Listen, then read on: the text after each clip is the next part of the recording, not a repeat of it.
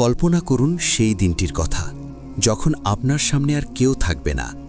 ডানে তাকিয়ে দেখবেন আপনার আমলনামা, বামে তাকিয়ে দেখবেন আপনার গুনাহের পাহাড়। ঠিক সেই মুহূর্তে সারা বিশ্বের মালিক আল্লাহ তাআলা আপনাকে একদম একান্তে ডেকে নেবেন। আপনার আর আপনার রবের মাঝে কোনো পর্দা থাকবে না, কোনো দোভাষী থাকবে না। সেদিন আপনার সাথে আপনার রবের কি কথা হবে?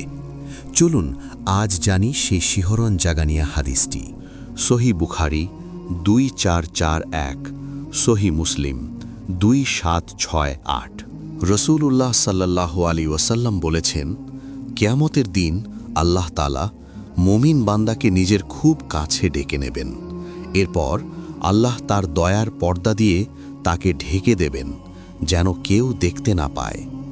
এরপর আল্লাহ তাকে বলবেন, হে বান্দা, মনে পড়ে এই গুনাহটির কথা?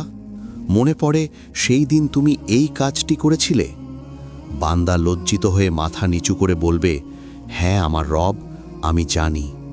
একে একে সব গুনাহ স্বীকার করার পর যখন বান্দা ভাববে সে আজ ধ্বংস হয়ে যাবে, ঠিক তখনই পরম দয়ালু আল্লাহ বলবেন, শোনো হে আমার বান্দা, দুনিয়াতে আমি তোমার এই গুনাহগুলো গোপন রেখেছিলাম, আর আজ এই কঠিন দিনে আমি তোমার সব গুনাহ মাফ করে দিলাম।